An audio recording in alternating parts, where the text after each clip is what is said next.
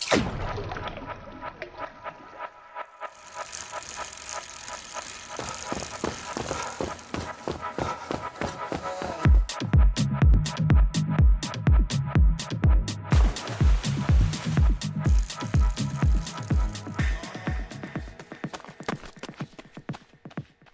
everybody, welcome back to Endure, the Athlete Story. On today's show we have Mark Buckingham. Mark was a professional ITU Triathlete and has now moved into a coaching role with British Triathlon. Mark is a long-time training partner and friend of Alistair and Jonathan Brownlee and has been part of the success in Leeds Triathlon over the last decade.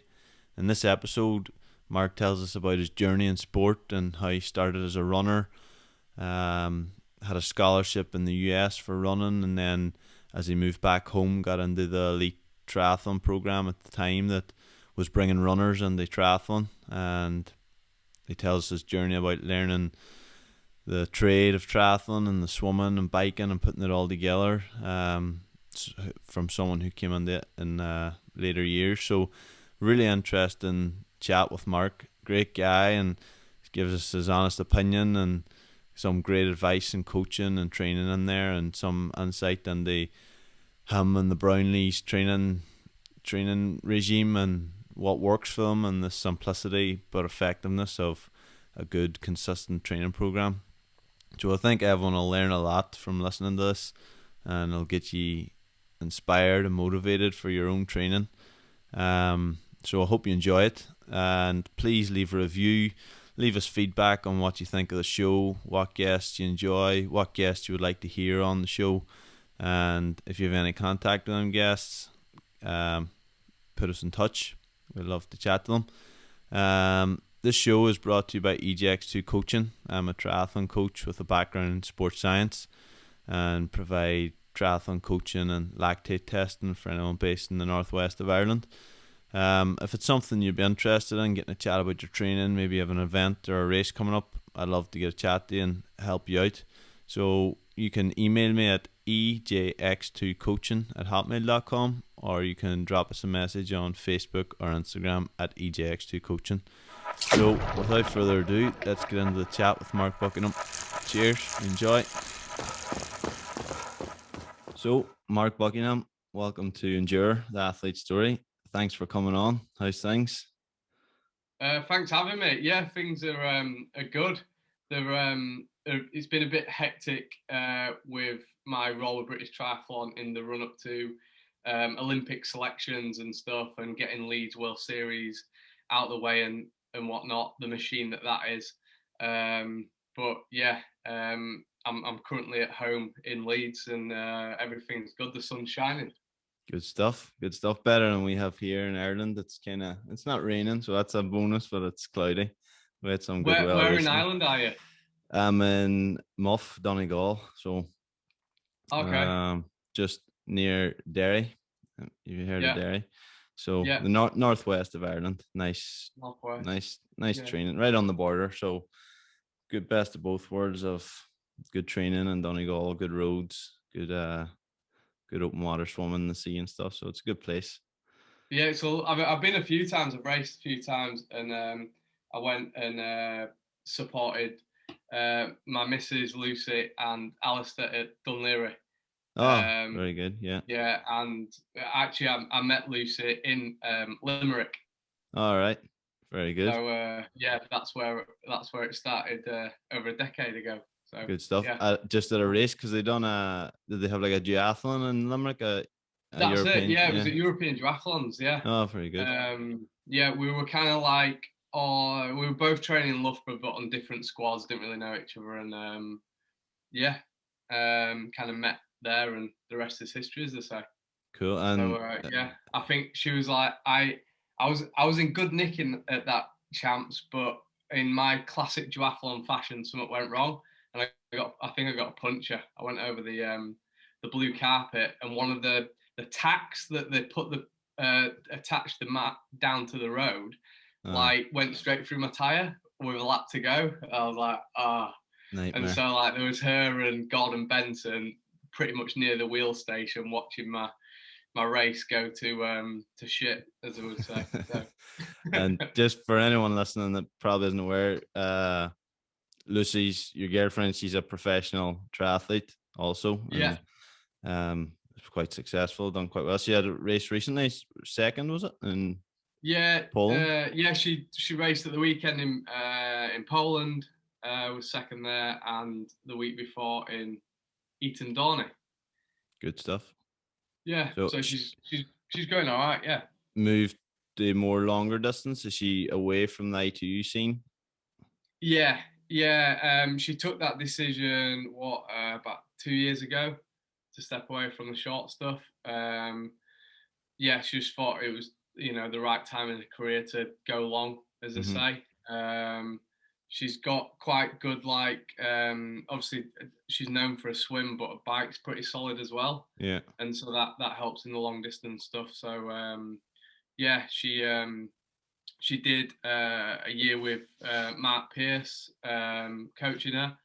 Learned lots from Mark, who actually originally coached her to the Olympic Games in 2012, and then yeah, we kind of decided that I would kind of take the reins this season.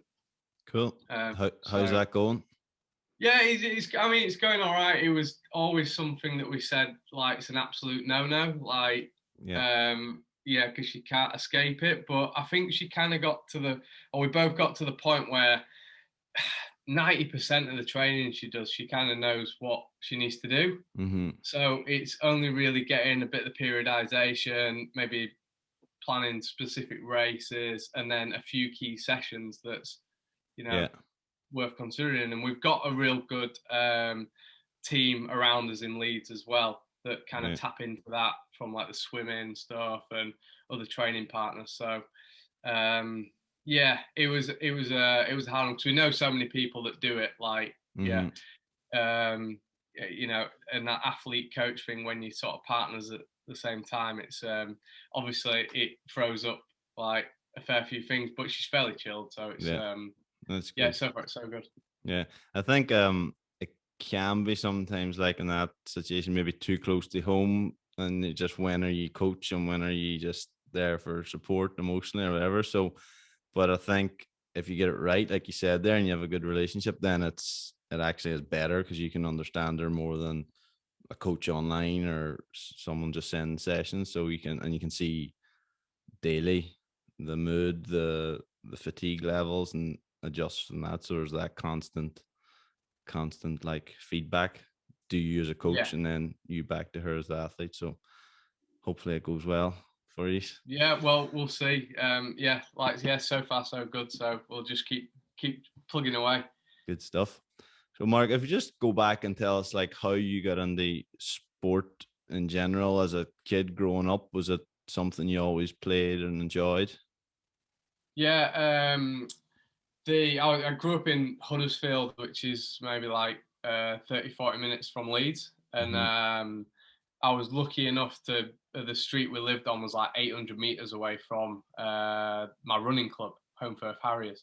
So like you couldn't pass the street without missing the running club. So from like, I think I joined at the age of 6, and started track and field career, and then did Felon mountain running was kind of like my first passion, and that's where eventually I met John and Al Brownlee for the first time, sort of doing Felon mountain running, sort of similar races, and so I did that until I was maybe like 14 or 15, and then started track running. But the club that I was at didn't have a track, just had a sort of 300 meter grass track. But I'm pretty old school, and I love training on stuff like that. I love like just the generic sports fields, doing laps of those. Like it's absolutely fine for me. I don't need like a measured perfect loop. And so I did track, did the steeplechase. Won a couple of national titles for that, and made the world-class program in running. And then I think at that time, as I got into programs, maybe like 17, 18, they built the EIS in Sheffield, big institute of sport. And that was right at the time that I was trying to decide which university to go to. And I was like, shall I go to Loughborough? Shall I go to Sheffield? And just built this mega place. And I was like, yeah, I'll go to Sheffield. It's a bit closer to home. And so I did 3 years at university in Sheffield, plugged away at the steeplechase. At the end of that, got a scholarship to America, to Florida State University. So I've always got an FSU t-shirt on, like it just, yeah. I went to Florida for 3 years, amazing time. Didn't progress massively. I think like maybe over like the 10K distance that got better. Like there's a big cross country program there as well. But learned so much and part of a national winning team. So like the experiences there were, unreal. We got to go to the White House, meet George Bush, and all the frills, and I got another degree out of it. You normally go and do your masters, but I wanted 3 years out there. So in the end, I did applied economics degree, and just the whole experience was just brilliant. But then it sort of culminated with me having a navicular stress fracture. Okay. Just small bone in your foot, and kind of broke it, and probably a bit too skinny, doing loads of run miles, like 100-mile weeks, lots of hurdle sessions. Nutrition probably wasn't on point because I was looking after myself, and and that was kind of that finished me out in the States. And I'd actually looked at working out there. I was thought, I'm maybe done with sport. I'll go and use this economics degree. But then the financial crisis happened. All the banks went on hiring freeze, and I went from thinking I got a job in Florida to you've got 60 days to leave the country. So I was like, right, great. But hopefully I'm not making this too long. No, it's good. Good. So I came back to the UK and went and worked at a running shop, what typical runners do. Went and worked for my best mate, who was the manager at the time. And I did that, then got a job for Timex. So selling watches, big jacket full of watches, you know how it is.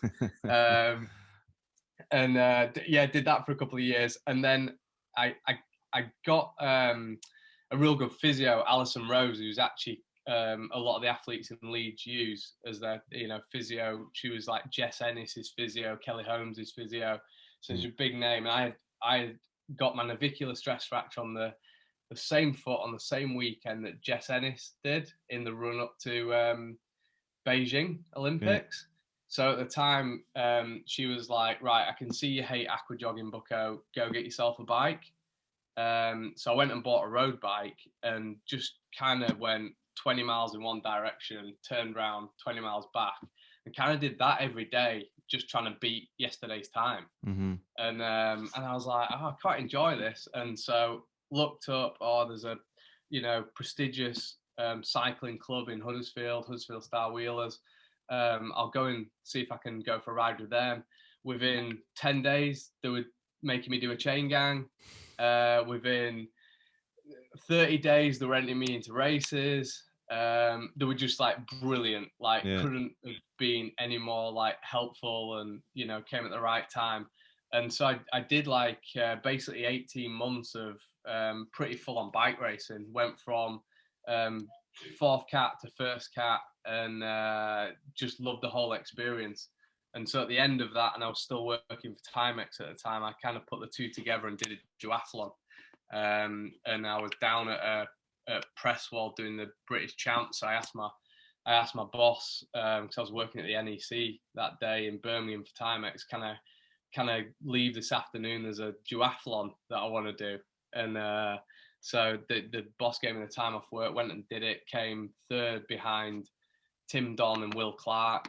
There was a coach at the side of the circuit called Rick Velati, and he came up to me and he was like, good race. We've started this thing called Tri-Gold, trying to bring runners into the sport. What's your swimming like? And I was like, terrible. And he's like, well, we want to try and give you a shot. So I had to go and kind of learn how to swim. I think I maybe had like 3 months for the before the trial, or 2 months or something like that. Could you swim at all, or? I could stay afloat. Like I did my badges like as a kid, and so I don't even know what they go up to, mate. Is it maybe 800 meters? I don't know. I'm not sure. I could stay afloat, but other than Yeah. that, I just typical just swam on holidays whenever you're in Yeah. the water, and I was all right, but yeah, I was way behind what I needed to be, and I went to a gym and did like 3 swims a week for 30 minutes, and I thought that was like a long time. I was like, Mm-hmm. and all I did was try and go, right, this is what I do as a runner on the track, so I'll just do that in the pool. So I Yeah. was having like minute 90 seconds recovery, like thinking that's a thing, and fast forward to now, I get barely 10 seconds anything Yeah. I do. And so I did that, but I basically just jumped in, like cold start, would do 400 as quick as I could because Rick said that that's the time trial distance, and I maybe started at 6:30, and he said that I need to get to 5:30 for 400 to get accepted onto the program, and the trial came round and I swam exactly 5:30. Very So good. So you made the. I made the cut, and it wasn't pretty. I just threw my arms over fast, like I had a half decent engine, and just zero technique. And So that took you up the getting accepted on the like British Triathlon pathway, onto and the try goal scheme. yeah, Yeah. and So from there's a there they guy. just pushed you in the racing and training more. And was that turn? Yeah. Did you go full time then? So the program was supported by a philanthropist, Barry Wells, who I'm still good friends with now. He's a big Liverpool FC fan as well, so that helps. And he pretty much funded the whole program, and so he paid for like our accommodation in Loughborough, and then to get to those first season of races. So Adam Bowden and Katie Hewison had already been through the program like the year before, and Bowd had done like really well. Mm-hmm. However, their swim background was a lot better than mine, so I Yeah. got to my first race. I think it was in Antalya in Turkey, and I was just so far behind in the swim, and I was like, I thought I'd improved, but I still had a lot to do. But for that first year, it was all about getting points, and they were just super focused on fast tracking me so that I could go from Continental Cup racing to World Series racing to try and get in, the big races as soon as I could. And so I think within 18 months I did it. I was able to do my first World Series. Good stuff. How did that feel when you finally got to that first, like the highest level in triathlon? Yeah, it was good. I mean, I knew John and Al really well, but in terms of the triathlon world, it was all new to me. I didn't really know what it took to be, and I didn't know what the levels were like. In steeplechase, it was like, I was pretty good domestically, and then you go to European races, and there's like, oh yeah, there's a level there, and then you go to a world's race, and it's like, oh, there's all the Africans. Like there was, three tiers above me. Yeah. And then triathlon was like almost a carbon copy. But you bring in the Brownlees in to replace the Kenyans. Mm-hmm. And it's like, oh wow, that really is a level. And in that first race at Kitzbühel in the World Series, Alistair nearly lapped me. And I was like pretty tired after this. I gave that everything. Yeah. But it was I probably came into sport at the worst time for someone who was a weak swimmer, because you had the brothers plus Gomez and then Varga's mega swim. Yeah. And every race just there was a breakaway. For like that first 4 or 5 years. Every World Series race I went to, breakaway. Yeah. And so on reflection, I'd have been much better just hitting World Cups. Yeah. But we all want to be on the big stage, so yeah. Yeah. And just a few interesting points in what you were saying there, Mark. If I go way back to when you were saying about you started off in like fell running, and that's kind of interesting, like because that wouldn't be necessarily like associated with like speed in the track and stuff. It's more strength, endurance, and I think they're like longer races than some of the track races. So did you get that like big endurance base from that before you moved into like steeplechase and shorter track stuff? Yeah, I reckon so. I think the fell running helped me a lot. And where I lived in Home Firth, it was like really hilly. Mm-hmm. So every easy run you went up, you still had to like get your ass up a hill. Mm-hmm. So it wasn't always, super easy, and it requires a lot of strength and good posture and stuff. But then the mix of the track work and the leg speed, I think it was like a really good mix. Yeah. And I've always done like cross country racing as well. I'm a big believer in those, especially in the winter. In the winter months, I think they're fantastic ways to build strength. Mm-hmm. And yeah, I'd come back from so many injuries and just went and did like a lower league cross country race just to build that up slowly again. I think Mm-hmm. they're real good training tools. Good stuff. And another interesting point that you made was, and it was similar to Tommy Zafiris, who we had on last week. Like you went through that success in running, you got a scholarship to the US, which would have been exciting. You're competing at big levels, and then as you said afterwards, it was kind of, what did you do? Did you get a job? What did you finish running? And same with Tommy, he went the Olympic trials for swimming, and then it didn't work out, and he was back working a local supermarket. And like you said, you went to work in a running shop and selling the watches.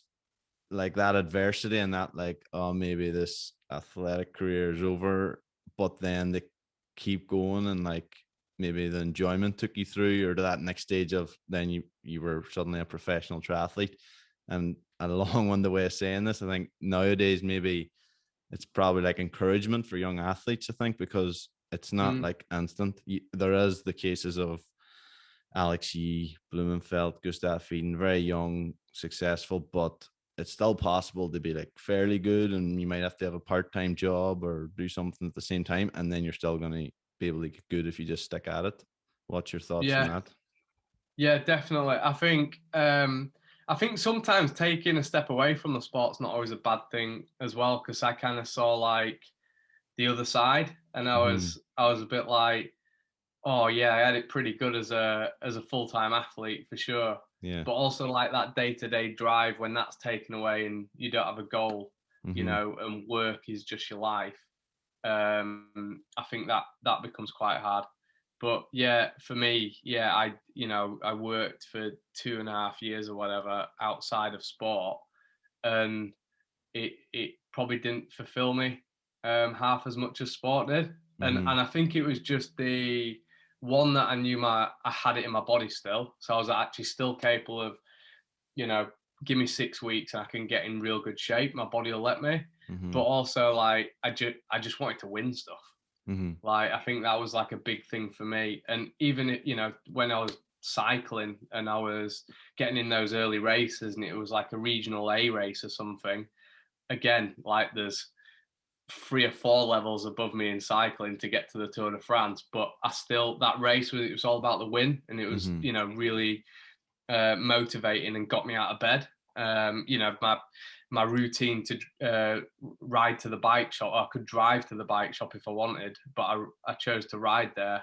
If I went to the bottom of the road and turned right, I'd be at the bike shop in 10 minutes. If I turned left, I'd be there an hour and 10 minutes. And so that drive and wanting to do better, I always turned left every morning just to go do that training, and just felt so good for it. Yeah. So it was, I think it's important to have that I think while you're young as well, like you can definitely do anything, but as you get older as well, I think you can do as much, giving yourself the drive each day, that goal. Good stuff. So it's just that, like, it was the enjoyment and the drive to win and continue to be in sport, rather than just hang it up and say, like, you're in the real world now. Yeah, definitely. And then you're getting to these higher level races, as you mentioned, a few tiers above you when you're doing European Cups and World Cups, but you made it to that top level WTS racing. And at what stage then were you already, as soon as you get on that program, were you training in Leeds with Johnny and Alistair? And what year was that? Because I know now Leeds is like massive hype around triathlon, the new centre. Yeah. And that sort of thing. What was it like then, or when you started tying in with Johnny and Alistair? Yeah, well, I started at Luff Browns at Loughborough for 3 years, and at the time, Loughborough was like a development centre. Mm-hmm. So yeah, get you to kind of World Series level, but there probably wasn't like the expertise of the coaches there to, you know, put you on the top spot once you got there.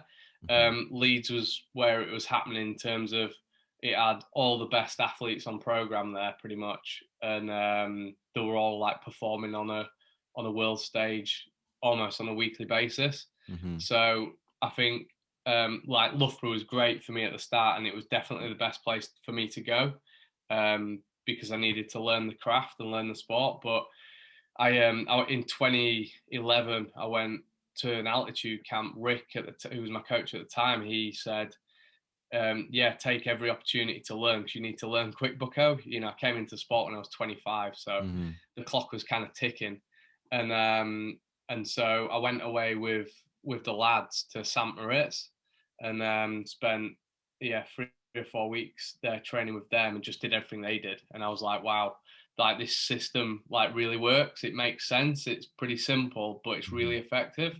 And everyone who seems to tap into it seems to thrive. So, after 3 years in Loughborough, me and Luce decided, we needed to, to go to that next level. So it was actually between coming to Leeds and Joel Filiol's group. Oh, okay. Um, and I think at the time Joel was maybe a bit too expensive for us. Yeah. so but also we just thought, Leeds sounds like, I'd kind of seen it from the camp and knowing Yeah. the lads quite well, and I was like, it would be stupid not to go and see some on our doorstep, as it were. Yeah. So And when you went to that camp in Sam Ritz and you said you seen how the lads worked, and like I'm sure you can say was there a secret that you found out, or was it what was it for you that just made yeah, sense? there was no real secret because people ask me, athletes that I coach now, age group or pros, it's routine and getting and consistency.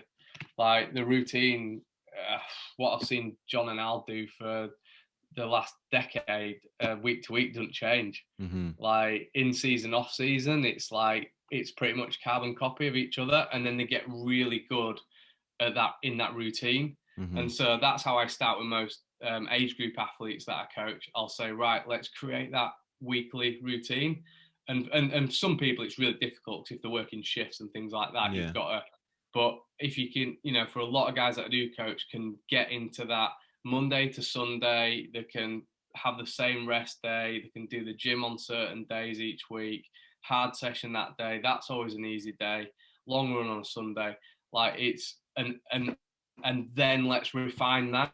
Let's Mm-hmm. get all that then that little bit better. Let's not try and add to that. Yeah. And really I say all the lads do. Obviously, there's a lot of effort goes into that, Mm-hmm. but they're each week is fairly similar, and it's just hitting it every week, like not missing sessions, respecting those recovery days, and easy is easy, hard is hard. Yeah. And that just provides consistency week in, week out, and I think long term that's really what it is, a long term game, like a long term development. Even Steve True was on the show, and he was saying, like, especially for someone coming new to the sport, you're saying like age group athletes, anyone that might be listening, it's not a 6 week get fit program. It's like a 2 to 3 year development before you're building that engine and being fit to race a full season and start to see some improvements. Yeah, yeah. There's and I think the big thing with the program is that so many people I'd seen over the years try it and just flourish from it. And I think it's just how it's the week is set out so that you go, chain gang on a Thursday night because you got Leeds chain gang and go hit that hard, but then Friday you need a decent recovery day. Mm-hmm. But recovery is still a swim and maybe a gym and a jog for some people, but it's not intense, and there's not loads of volume in the day. Yeah. And then you get ready for your Saturday morning run session. So yeah, you've got to really for me, like the most important day is the Friday. Mm-hmm. Like, don't go for a 4-hour hike and go partying all night, like, because either side of that day absolutely thrashed yourself. Mm-hmm. And yeah, and I think that's whether you're a pro or you're an age group athlete, I think that fits most people as well. Yeah. So that you can set yourself up for the following day as well as you can. Yeah. And it's not always about the training session, is it? It's not even about the training week. It's about the block. Yeah. Yeah. What did that 4 weeks look like? Yeah.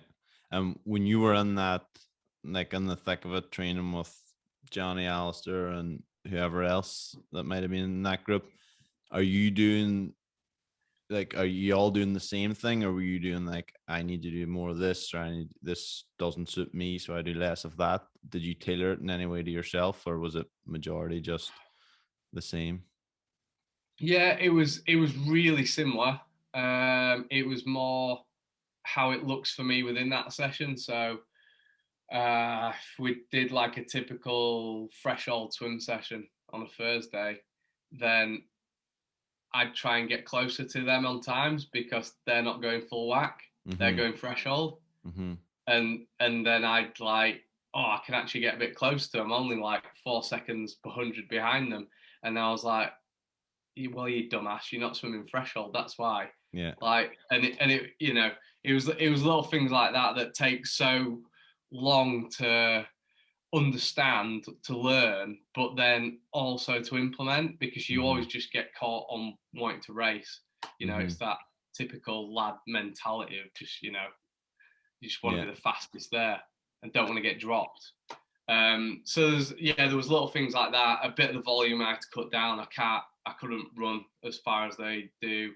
The biking takes a lot more out of me. I don't, I had that 18 months of cycling, but before that, I'd barely ever ridden a bike before. Mm-hmm. And so they can do a 4-hour ride. And actually, I'm looking at my watch going, yeah, we're getting off this thing after about 3 hours. Mm-hmm. But, my role with British Triathlon kind of came from, I was an athlete on the world class program, and then I gradually became a training partner for John and Al. Mm-hmm. And then I've kind of just been anything to support them and the program.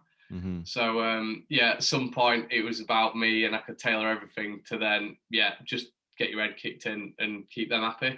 Yeah. And just so then you were just supporting them and being a training partner that they could run with or ride with or whatever. Yeah, and it worked quite well because from the riding and the running point of view, I could push them. They were still, way better than me, but I could still take reps on the track and, do 10 minutes on the front on the canal on a run session, or, pull a turn on a chain gang and do the whole weekly ride mileage. So it fit quite well. Yeah. Like in the pool, you don't really need someone to pull you around and help you out. It occasionally helps if someone can lead the lane, but they had other great training partners like Richard Varga, who was in Leeds for a while, and Aaron Royal, and then each other. So they've always been able to have a real good support from the group, which is definitely a big part of Leeds as well. Mm-hmm. Like just the strength in numbers, there's definitely a lot in that. Yeah, because I see now, like, I actually I want to refrain from using the word love, but I lived in Leeds for 4 weeks maybe. I went to university there, and really? It didn't work out. I went straight out of school. I suppose everyone goes straight out of school, but I just didn't sort of decided to come home after a few weeks, and worked out, and then I went back here and done university at home, and then eventually went back to England for a year to finish. But I was in Leeds at the start, and I had just started triathlon at the time, so I was like excited, and I went and I done the trials and stuff, but I wasn't very good. But what year did you come to Leeds? 2013 would have been September 2013.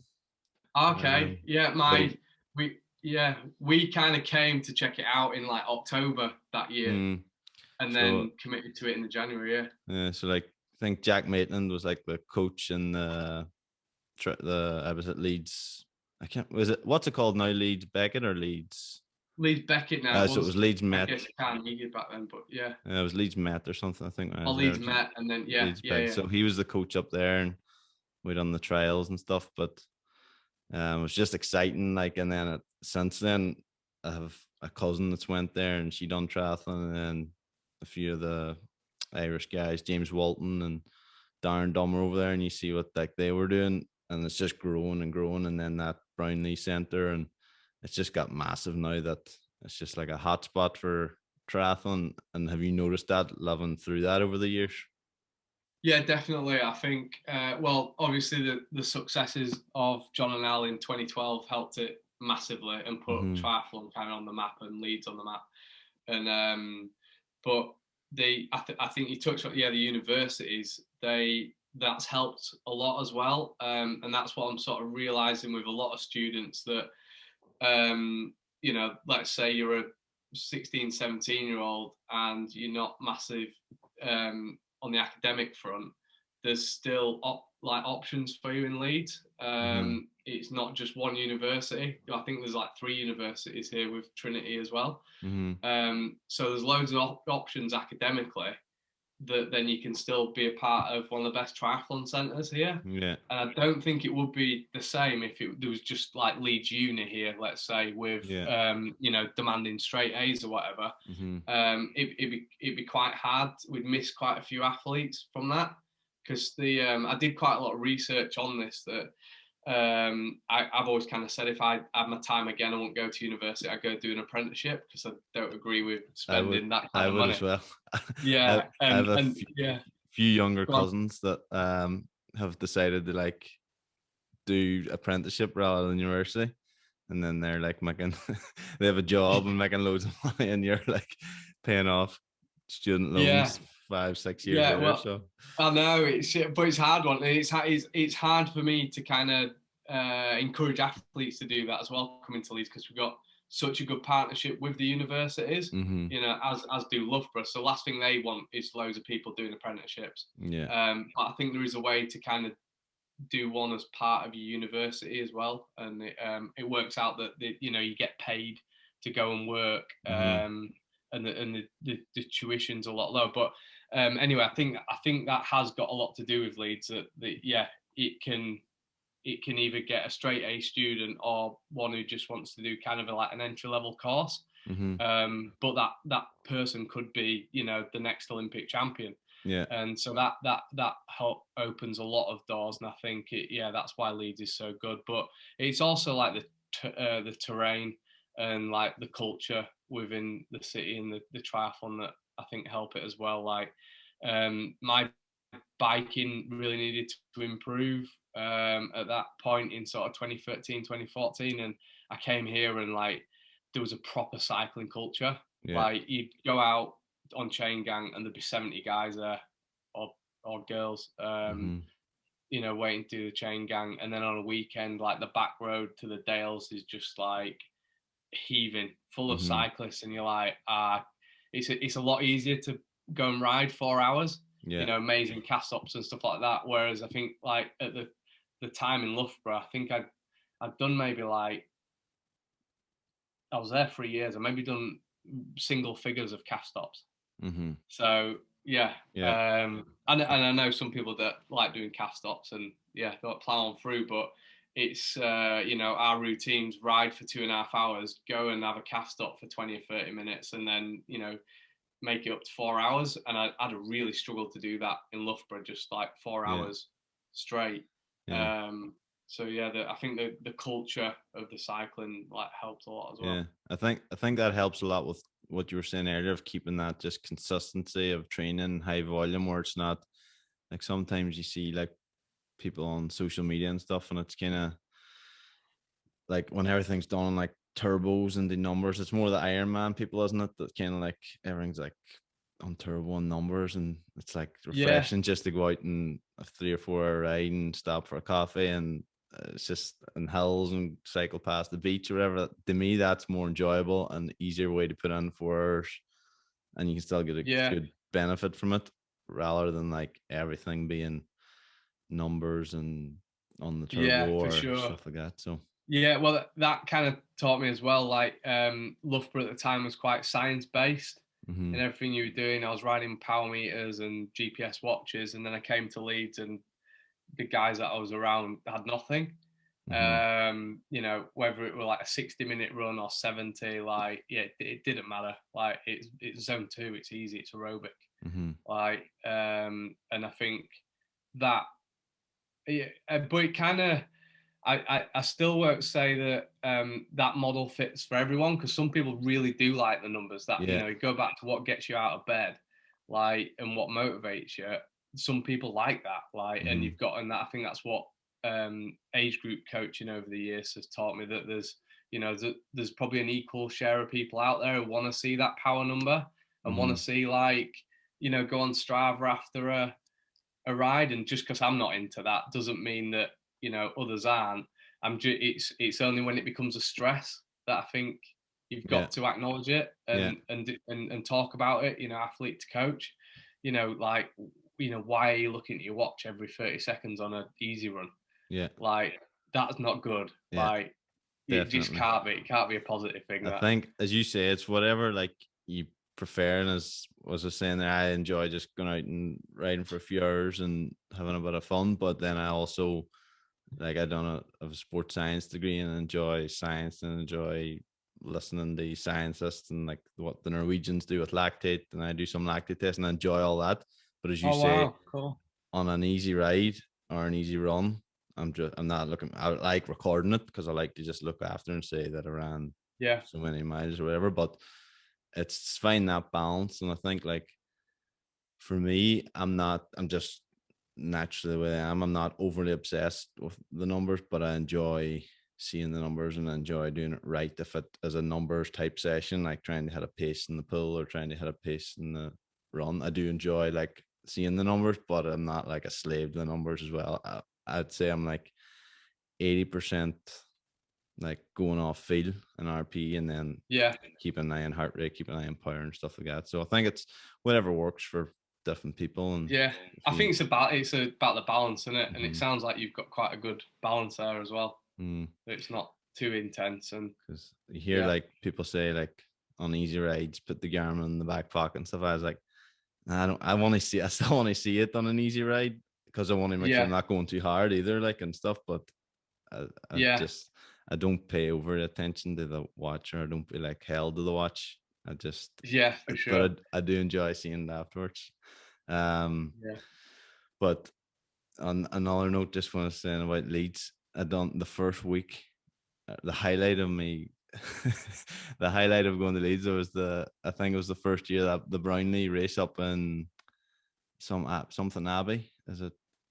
It was the Oh, first year of the Brownlee yeah, Triathlon. Fountains Abbey. Fountains Abbey, that's what it is. Yeah, yeah, we And ride around there quite a bit. Yeah, lovely. like anyone I asked, like I was just asking like the girl in the local shop, do you know where this Fountains Abbey is? Or like I was wondering how to get there. Nobody knew where it was. It's But in the middle of nowhere. I Yeah. ended up having to cycle from the halls to the train station, get a train, stop over, get another train, get a taxi. But because I had a bike, I had to get like book like a 14-seater taxi to get my bike on. This boy didn't know. Brilliant. This guy didn't know where it was. The taxi man. He was like, "I think it's up here." Proper Yorkshire man. Like, didn't just like driving down these different lanes. Dropped me off, and I don't remember why, but I don't know if I had like a phone set up at the time or something. It was like we just made an agreement. Like he said, I'll be back here for you in like 3 hours. So I went and done the race, and then I had to go back and wait for this taxi man. Took me back to the train station. 2 trains back. It was a wild day out for. It was only like a super sprint race too. I think it was like a Oh, 300 was meter it? swim. It's a 300-meter swim and a 12K bike and a 3K run or something. But it was a great race, and uh, it was a great. It's a great spot for a race. Yeah, it's a great spot. It's like Fountains Abbey's kind of, I think, just north of Harrogate and near Yeah, Ripon. or something. But we ride around there quite a bit because it is in the middle of nowhere and it's quiet for Yeah, it's traffic and quiet. stuff. Yeah, So no, yeah, it was a good bike course and stuff. It was like it was a road, but it was like in the abbey or in the park, and it was like closed roads and stuff. So it was a good bike course. But so that's kind of good. my highlight going to Leeds, and then Where it did was you like finish? in the race, no idea. Yeah. I actually got an email that was in 2013. I got an email the other day from like the race photographer company, and it was like, you still haven't claimed your race photos. Oh, really? And I've got Really? like an old just aluminium giant round tube frame. It's just hilarious seeing the That's photos. quite a good idea if you think about it though, because if that same company like taps you up in like 40 years time, you might Yeah, actually go, yeah, you know what? I want to see what it looked like that far. I uh, will buy it's it. good marketing. I'm just Yeah. they're years on, they're still looking to sell. Thing about it, I don't remember where I placed it. Was like it was a big event. There was thousands there, but I was just at the start of the triathlon journey, so I don't think I would have been anywhere near anything. But Cool. so then, Mark, your role now, is it mainly coaching? Would you say you're retired as an athlete, or do you still have some hopes to race? Yeah, pretty much. I committed to retiring once the Olympics was done, Yeah. once Tokyo was done. So obviously I had to prolong that for an extra year like everyone else did. However, they were up for racing Olympic Games, and I was just not wanting to get my head kicked in for another year. But yeah, I wanted to show kind of like that loyalty to the group and the federation that I'd said, yeah, I'll retire after Tokyo. So I'm kind of still training full time now, Mm-hmm. but like the day to day's got a bit more like of a coaching focus. So yeah, we just did a camp out in America in Santa Fe. So I was kind of writing the swim session on the board, and then saying, right, we're going on the next top lads, 3, 2, 1, dive in with them, do the rep, and then would jump out for the main set time, and then go and do my session after it. Yeah. Which worked really fine. Like, yeah, it gives me a rest as well. But yeah, it was, I've got to have that balance where, yeah, I'm probably, my body's letting me down a bit more and more each year. So I can't like, go as hard as I wanted to, especially on the run. So yeah, I had since the moment I should have retired, I've had 2 surgeries since then. So if Right. that wasn't telling me that I'd like, yeah, perfectly timed retirement, I don't know what was. But yeah, my body's just I think from like the years of fell running, steeplechasing, I've always got like an Achilles or a calf problem, and yeah, it's just getting harder and harder. And I think the other thing, I really struggled stepping up to 70.3. Mm-hmm. And I think some guys, they race ITU and they test the water with a 70.3, and they either go all in on it, or they go, not that's not for me. Mm-hmm. And I've seen it a bunch of times, and I was kind of like a halfway house on that. I was like, yeah, I podiumed in the first race I did at Challenge Gran Canaria, but then I was like a bunch of 4th places on races that I probably should have got podiums, and scraped maybe top 15 at Worlds 70.3s, but it still wasn't like enough for me. Mm-hmm. And I was like, I've kind of always thought I'd potentially be a better coach than I would be an athlete, just because I came into sport quite late. I had to learn quick.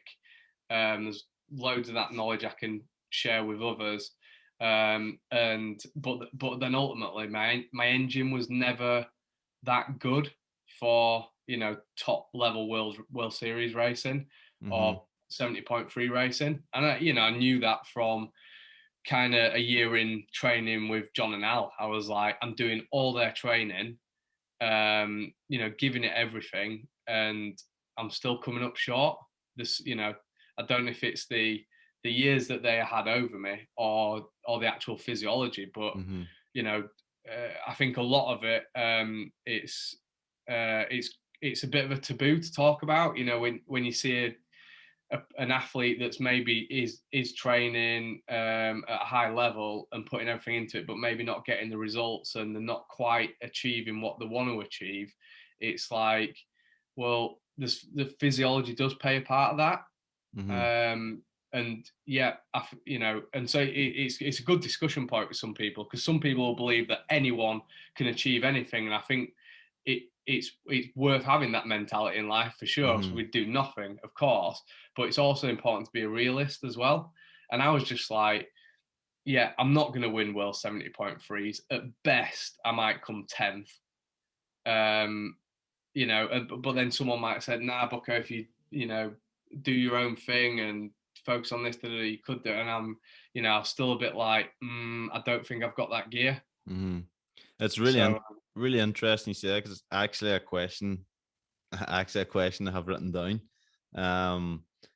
Like, first part of my question was like, do you think that you could take, and not even use yourself as a coach, but anyone could take like a half decent age group athlete and turn them into like an elite level athlete, maybe not the top in the world, but just get to that elite level where they're competitive in a professional race? Do you think that's possible if like all they had to do was train? Like if you were given someone that's at a decent level amateur age group, but is doing a job or as family, and then they can just switch overnight and train for 3-4 years full time pro, is that the missing thing that like gets them to the next level, or is it a more physiology I'd kind thing? of go, my first question would be that person is, when they were kind of like in those teenage years, what did they accomplish in sport then? And then you'd like, let's say you'd find someone who'd won like national title on the track, or was the fastest swimmer in the county, then I think you've got a shot. But this discussion is really hard, especially when it's going out to people, because you don't want to kill everyone's dreams. No, I But know. but because I'm kind of going, well, yeah, I'm pretty sure still standing here now that I was never going to be Olympic champion in triathlon. I just don't think I had that physiology to do it. But I think your question was getting them to like, a decent level. I think it is possible with a lot of people. But then, like, again, it's that tier structure. There's always seems to be a level above you. Yeah. And right now there's like, like let's say Jan Frodeno's top of the tree in the Ironman, and there's no one above him. So like everyone else below him is going to say, yeah, there's another level above me. It's Jan, and there will be someone who takes over Jan, and there'll be someone higher than him. But it kind of leads me on to the next question then, of, and that same thing of, when you have a group of athletes, either ITU or Ironman, whatever, but they're professional, they have sponsors, all they have to do is train. And like you mentioned it there, you and Ali and Johnny were doing all the same training, same environment. What do you think the limiting factor there? Do you think it's purely physiology, that like, if you look at any WTS start list, and those 50 odd athletes, they all train full time. They all are like, they don't have to work all their jobs. They have all the time in the world to train, recover. What do you think then is putting the difference from first to 50th? And in the grand scheme of things, it's not a massive gap, because then you go down the tiers of European Cups, World Cups, age group athletes, people that do nothing. But at that top level, how come there's a difference, do you think? I genuinely do think it is the physiology. I'm just trying to find a good example, but I think it's unfair to, single certain athletes out. But there's like training groups out there where, ours included, where all the athletes kind of do the same thing. And I'll give you a good example. I coach Gordon Benson. He trains with John and Al. His physiology is so much more suited to relay and sprint distance racing. Like the guy's, 20-minute power is an animal. His 5-minute power is ridiculous. And whereas then you kind of go, what, how's he different to John and Al? Why can't he quite hit their level in Olympic distance? I was like, well, all his strengths are in that lower end of racing. Sorry, that shorter distance racing. Mm-hmm. And I think there's a lot of people like that. We kind of are what we are, and there's not an awful lot you can do to change that. And we've tried with gods over the years to hit those bigger miles in the winter, ride longer, do more aerobic training, but still he'll flourish more if he hasn't been on the gas for 2 hours. Mm-hmm. He can still get around he had a great Olympic distance race a few weeks back, but he wasn't on the gas for 2 hours. Like, the bike was fairly easy, but then he was able to access that 30-minute run speed. Whereas, like, the Brownlee strength, they want themselves and everyone on the rivet for 2 hours. Yeah, like it plays into their strength because that's what their physiology suits. And I mean, you could argue that if everyone just spent 2 hours going like hard, like trying to do that, then there'd be more people at that level. But I don't know, I just haven't seen it enough. And I've seen so many groups that do similar training, yet the spectrum's like this. And and it'd be wrong for me to speculate on other things, but it could be a bit of mentality in there. I think sleep's like huge and massively underrated, and soft tissue stuff that's underrated as well.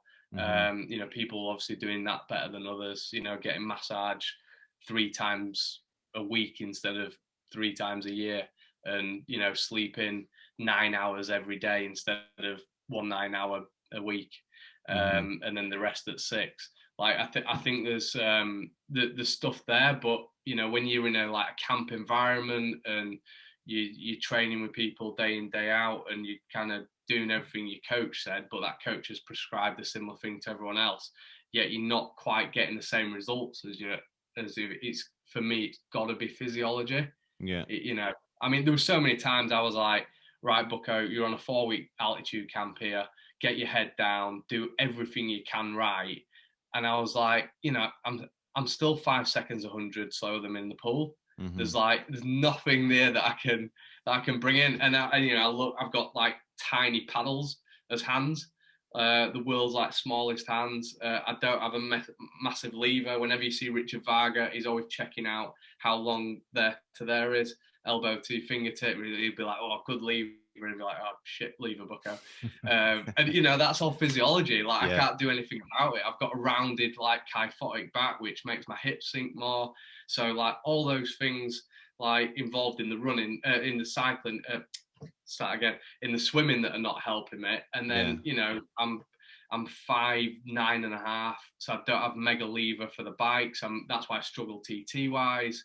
Running, I do all right at that. I'm a smaller build, and so I think there's a little bit of that as well. So I'm not just talking engine, the whole mechanic. The whole thing. It's refreshing to hear that, and it's obviously not.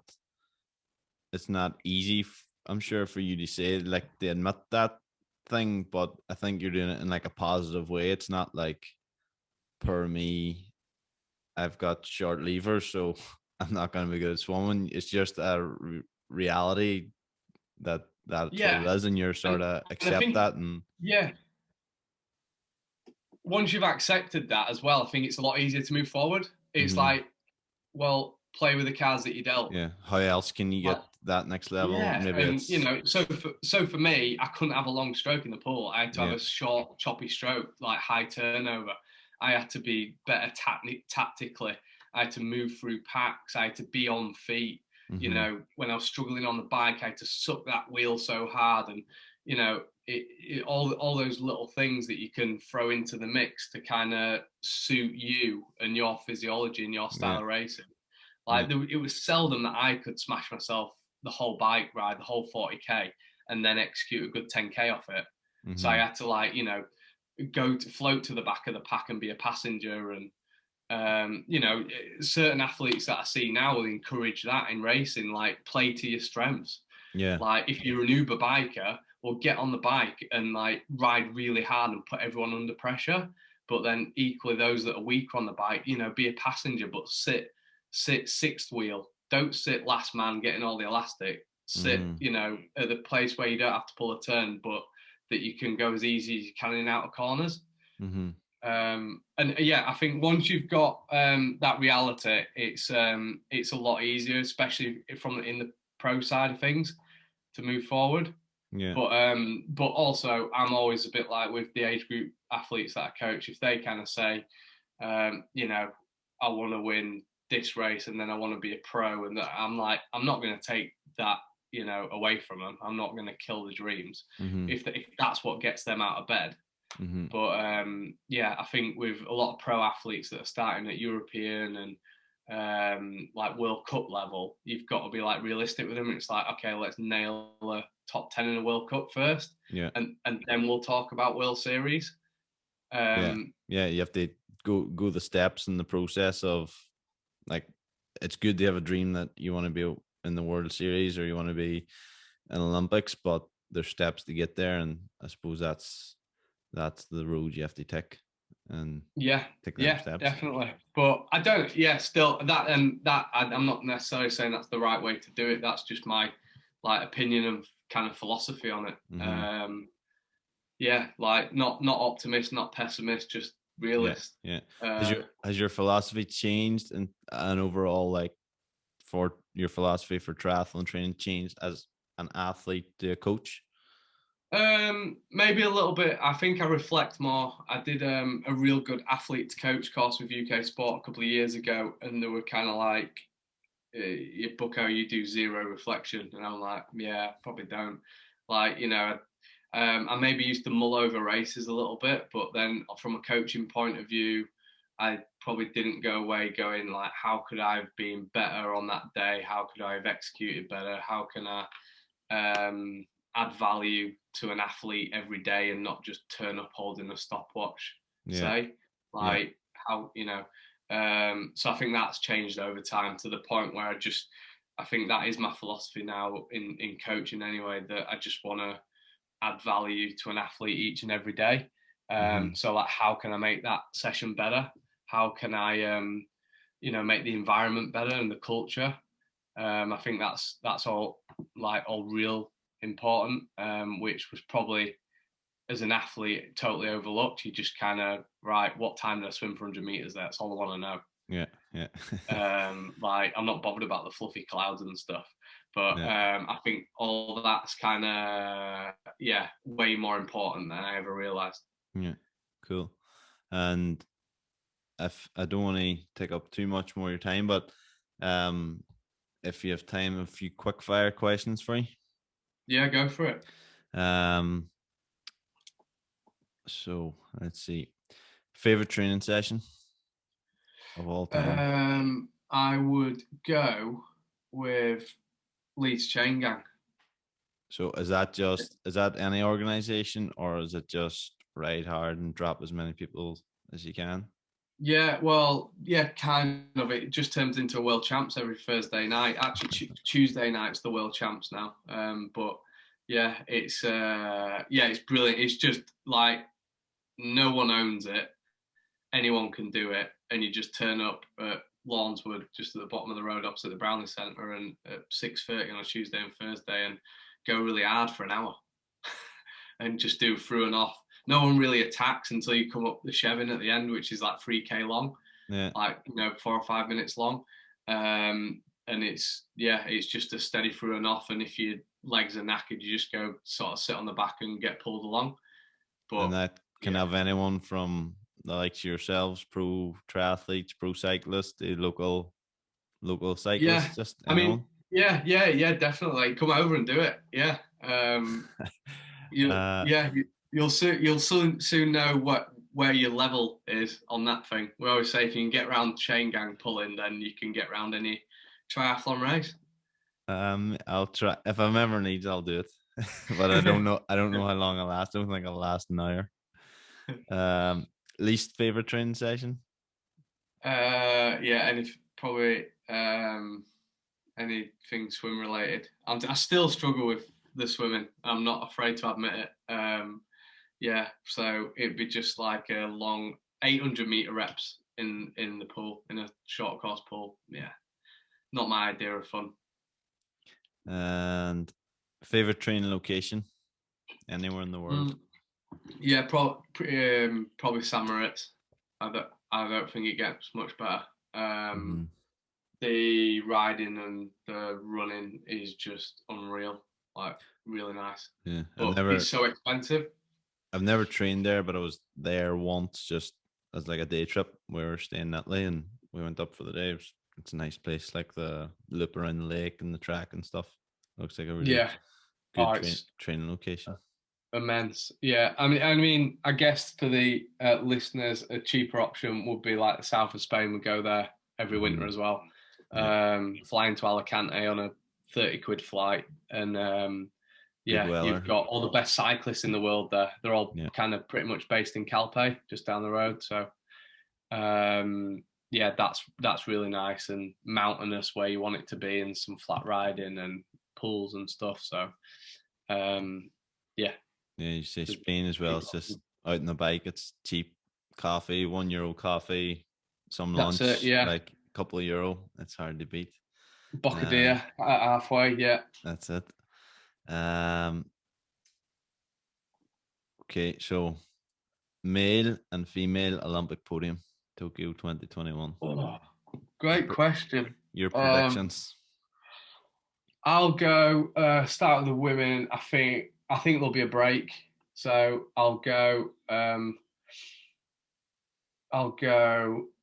Flora Duffy, Jess Learmonth, and let's go Summer Rappaport.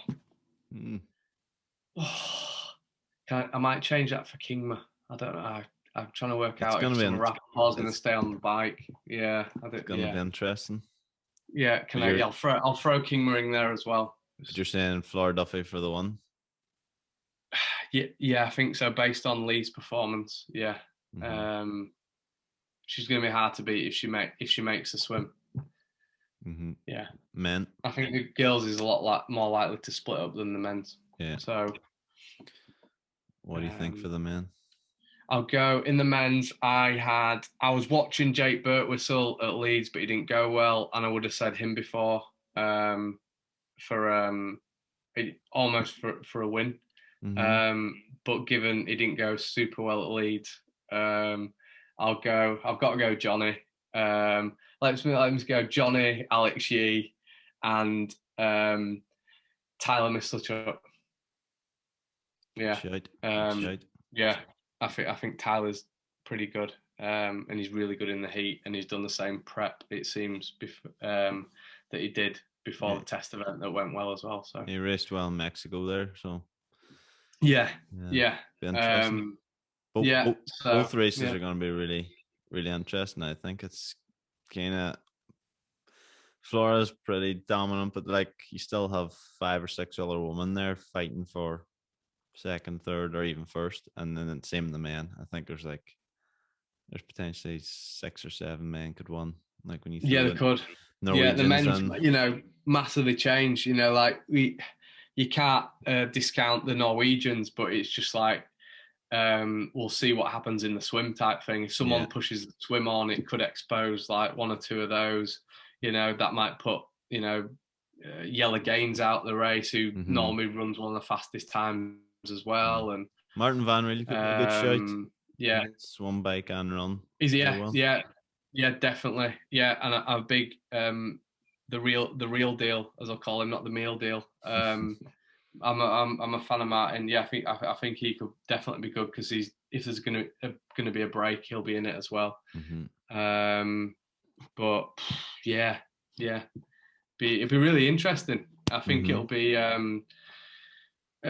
compared to the last 2 Olympics. Like you say, you could probably 8, 9, or 10 people. I think there's going to be someone that a lot of people didn't have the money on. Yeah. Anyway, that comes away with a medal. Definitely. So it'd be good to watch. Even though it's going to be like ridiculous o'clock in the UK and Ireland. Yeah, I'll still get up to watch. Will you be out? Will you be? No, I'm not. I'm not going out.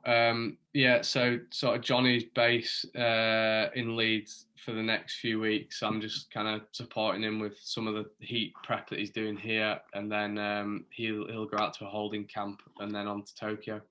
But Cool. yeah, the due to COVID, there's not many accreditations kicking about. So I heard it's pretty strict, like just hotel, the race venue, and back the same way as like Yokohama was. yeah, Pretty much. yeah, So, like in and out. so. Yeah, not enjoying the not going to enjoy the sights of Japan much. Mm-hmm. But Sorry, yeah. these aren't that quick fire, but they're enjoyable to talk about. You if just you, have to speed it up. uh, I listen to all my podcasts at 1.5 speeds so you anyway. can get them done. Yeah, so you know, like you get uh, yeah. I'm always conscious of taking ages. Sorry. no, I enjoy doing it, but I'm conscious of you having to maybe go. But a few more. If you could train with any athlete that you haven't trained with before for 1 week, who would it be? Any sport? Any sport? Let's go with a cyclist. Let's go Remco Evenepoel. Yeah, I really rate him. He rode past me on a time trial bike once going out of Calpe, like at warp speed, and yeah, he's like next generation bad boy. We've actually got Tom Pidcock, Yeah. that lives not too far away. Loves Leeds Chain Gang as well. And yeah, I was like, yeah, he's going to be the next best thing, Tom. And then Remco came on, and I was like, this, I think this kid's another level again. Yeah. But I think we'll definitely see those two Them two battling out over the years. Yeah, it'd be interesting to get into the mind of that guy. Really rate him. I'm a big cycling fan. Really enjoy cycling. He's so aero, wasn't he? On a time trial Yeah, like Remco. yeah. Well, We just the way he races, he can just punch his way out of a group and solo, 30 or 40K on his own. Yeah. Like he's just incredible. Yeah. Yeah, like his threshold riding is ridiculous. So, yeah, exciting. Stuff. Favorite sport? Well, you might have just answered, but favorite sport and athlete outside of triathlon? Let's go. Let's go football, Liverpool, and Sadio Mane. Cool. I don't know if anyone will listen. Yeah, I don't know. Are you into football? I'm into football, kind of. I played when I was younger. I enjoyed playing more than watching, but I wouldn't. I'd watch the Euros and stuff. I'd watch international stuff. I'm not a big into like Premier League and stuff anymore. Yeah. But I'm a United fan as well. So we find you not find with a lot of triathletes there's not many football followers. No, not and that I realised either. why. Why? Yeah, well, when I was a runner, you'd get back from your long run on Sunday and then watch football for the rest of the day. Whereas triathlon, you'd get back for your long run and then you have to go for your long ride. So you wouldn't get to see any football. So I got to Luff Browns and I was like, literally, I'm the only one who watches football here, like me and the coaches. That was like a realization. So yeah, I might have this might be lost on some of your listeners. Yeah, but that's good. If you could have 10 hours sleep every night when you're like full-time training, but then you can't have any like alternative recovery like massage or recovery boots or massage guns or foam roller, what would you prefer? You get 10 hours uninterrupted sleep every single night. And we'll throw on a nap during the day for good measure. Just a perfect sleep, and then no other alternative recovery methods. Which would you choose? Yeah, I would go. I'd go the sleep. Yeah, for sure. I think sleep's like massively underrated. I think a lot of the best guys in the world like do it better than most and can just switch off and power nap and are committed to it and not on Instagram at 11 o'clock. And yeah, I've seen it. We've been on training camps where we've had zero signal, like at the top of in Tede in Tenerife. No phone signal past 8 o'clock. Like everyone has like a stellar camp. Actually, I had a terrible camp, but everyone went really well. And I'm sure there was a lot in that. Yeah, just like completely switched off. I agree. I remember being in Italy one year on holidays, and when we were staying, there was no Wi-Fi. So like, if you were down at the restaurant at night, you would get some Wi-Fi at 7 or 8 o'clock, and that was it. And like Yeah, every night that week, just perfect sleep and feel great. So there's definitely something on it, but it's hard to do, isn't it? They put the yeah, to phone switch it away off. and. Like, yeah, it's like it. Lucy's good for that because she's not that big on social media and stuff, Mm-hmm. so that kind of helps. Yeah. But because otherwise you can be surrounded by it all the time, even if you're not on it and someone else is or your partner is. It's Yeah. yeah, it's quite hard to switch off. So Definitely. yeah, So sleep. that's, but just to leave one piece of advice for a young up and coming athlete. What's your one piece?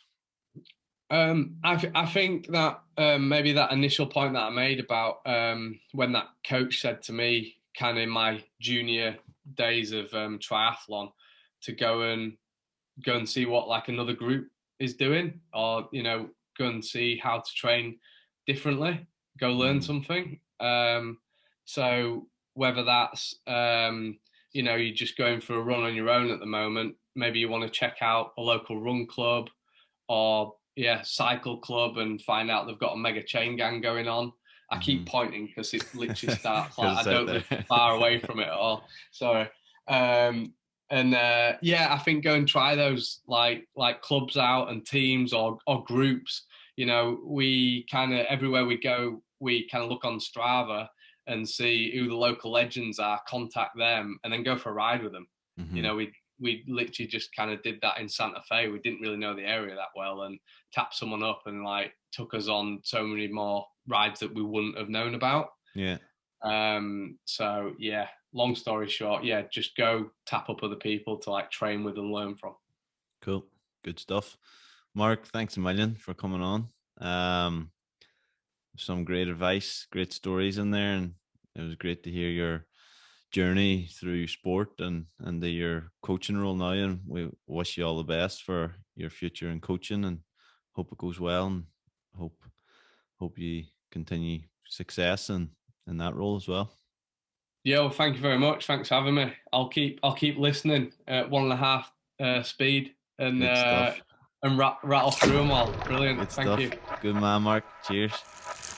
So, show's over. Thanks everybody for listening. I hope you enjoyed the chat with Mark. I want to thank Mark again for coming on the show and giving us his time, some great tips, and for sharing his story and coaching advice. If you enjoyed the show, please leave a review. It would mean a lot, and it helps others find the show and find out what the show's about. So leave a review, that'd be brilliant. And we'll be back next Wednesday with another guest. Until then, see ya.